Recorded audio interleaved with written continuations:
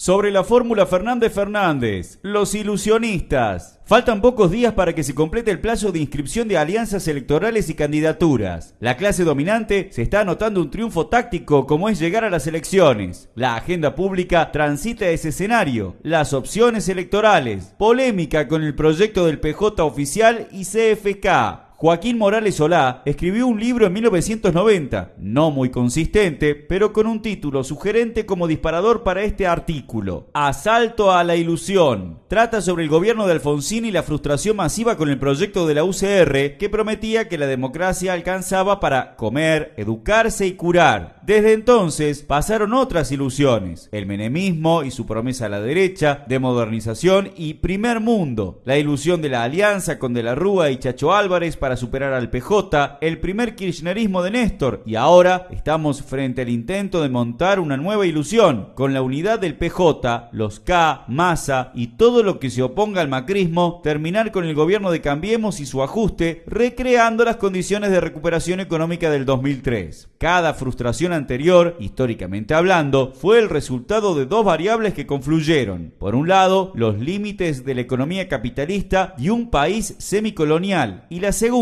un fuerte descontento y movilización social que enterró cada proyecto político y sus falsas expectativas para los sectores populares. Así progresó la conciencia colectiva, de forma desigual, un poco dramática y a la vez inevitable. Nuestro rol militante, revolucionario, consiste en anticipar tendencias, prever dinámicas, alertar políticamente y construir alternativa para ser opción ante decepciones casi seguras por sus límites de clase. Queremos discutir entonces con esta nueva falsa expectativa que se intenta crear en torno al proyecto de la fórmula Fernández-Fernández. La prioridad, sacar a Macri. La promesa, recrear el 2003. Las dos cuestiones conectan con la propuesta del PJ kirchnerismo. Desalojar a Macri del gobierno es una tarea fundamental y obvia, como condición necesaria para recrear las condiciones de la economía en 2003 que permitieron un recupero positivo de la situación social. Dicho esto, podríamos hacer los siguientes comentarios. El mundo y el país del 2003 presentó un panorama definido por variables que hoy no están en la realidad. Para poder garantizar una reorientación de la economía a favor de la mayoría, desalojar a Macri es condición necesaria, pero no suficiente. Lo primero conviene explicarlo mejor. En 2003, el mundo presentaba guarismos de crecimiento y en especial China crecía a tasas superiores al 10% anual. Ese gigante capitalista, explotador de fuerza laboral propia, la base de su milagro por otra parte, demandaba soja a niveles superiores a la oferta disponible. Eso disparó el precio de esa commodity, llevando la tonelada a casi $600. El Estado dispuso de ingresos extraordinarios por retenciones. Hoy, los últimos informes semestrales del FMI y Banco Mundial reconocen desaceleración en las economías avanzadas y la soja está a menos de la mitad del precio que en 2003. Los organismos internacionales prevén hasta el 2022 declive económico. En segundo lugar, en 2003 la economía rebotó por efecto artificial de un ajuste enorme, la devaluación del 300% de la moneda y del salario por parte de Duhalde en 2002. Eso abarató la fuerza laboral para los patrones que, sin riesgo e inversión, recontrataron mano de obra barata con tasas de rentabilidad ventajosa. Hoy la capacidad instalada del país está ociosa en un 50%. El capital presiona por las reformas laboral y previsional y toda la inversión es especulativa, no productiva. Para cambiar esa dinámica, el próximo gobierno debería aprobar las reformas laboral y jubilatoria, como presiona la burguesía y el FMI. Veremos, pero tendrá que eventualmente asumir el costo de un fuerte conflicto social de final abierto, muy distinto al 2003 con el trabajo sucio ya realizado por Duhalde. Finalmente, el tabú que los Fernández y su equipo económico oscurecen. El rebote del 2003 tuvo en la suspensión del pago de deuda una fuente de recursos muy importante. Hoy anticipan que bajo ningún concepto van a dejar de pagar deuda, sino a renegociar. En fin, muy distinto el país y el mundo al 2003. Para terminar este tramo, desalojar a Macri es condición necesaria, pero no suficiente para un ciclo ascendente de la economía a favor de la mayoría. Para eso, habría que tomar medidas de ruptura con las corporaciones y reorganizar reorganizar las reglas de la economía, con sentido anticapitalista, como lo explicamos en otros artículos de esta prensa. Nada más lejos del binomio Fernández y su perspectiva que cuestionar al FMI, el poder de la banca, los pools, la estructura impositiva y la matriz primaria y subalterna de la economía del país. Por lo dicho entonces, no alcanza con cambiar el collar si el perro sigue siendo el mismo. La lección de Lenin, salvando las distancias. Las elecciones en esta democracia de patrones distorsionan los intereses sociales,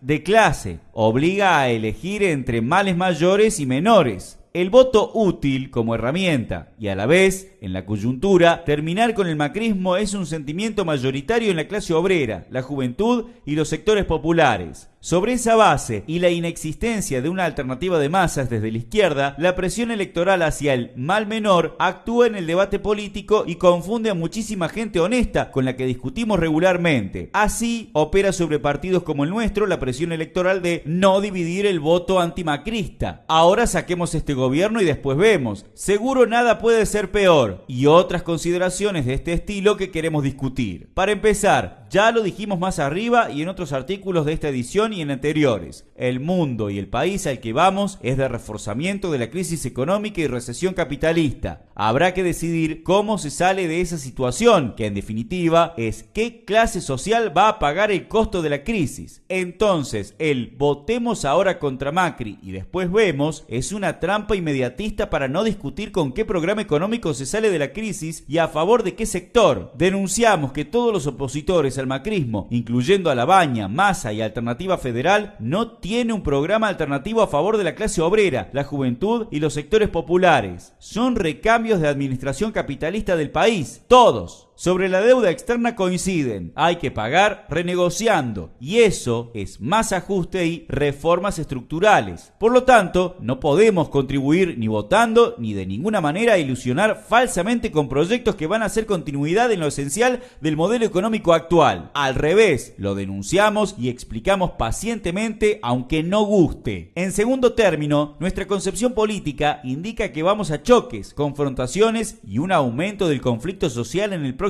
periodo. Estamos convencidos que la tarea para la clase obrera y la juventud es prepararse en los lugares de trabajo y estudio para organizar las luchas que se van a venir y a la vez sembrar estas ideas que seguramente pueden tener menor adhesión electoral, pero nuestra estrategia no pasa por los votos, sino por fortalecer una organización de lucha de clases para contribuir a definir en ese terreno una salida de gobierno sin patrones ni burócratas, un gobierno obrero, popular y de izquierda. Para eso hace falta una gran fuerza política implantada en fábricas y empresas, con miles de militantes juveniles activando en ese sector dinámico y desarrollo territorial para movilizar contingentes populares en apoyo a esta orientación. Salvando las distancias, claro, Lenin planteaba al comienzo de la Revolución Rusa en 1917 que hay momentos de la lucha política donde la tarea de los socialistas es explicar pacientemente sus ideas a contracorriente y saber asumir la condición de minoría temporal, confiando en el propio programa y sobre todo en las masas que van a ir completando la experiencia con las falsas ilusiones de proyectos ajenos de clase. El MST milita con este enfoque y claro, propone unir la izquierda anticapitalista y socialista como táctica para facilitar una aceleración de esa experiencia de masas, ofreciendo una alternativa con volumen y autoridad por su fortaleza, inserción y vocación de poder. En cualquier caso, la clave es fortalecer esta herramienta militante, colectiva y con estrategia clara que estamos construyendo, con constancia y paciencia para sembrar y acumular influencia y la audacia para aprovechar las oportunidades a más amplia escala que van a llegar más temprano que tarde. Este es nuestro mensaje y reflexión para actuar y organizarnos políticamente sin concesiones.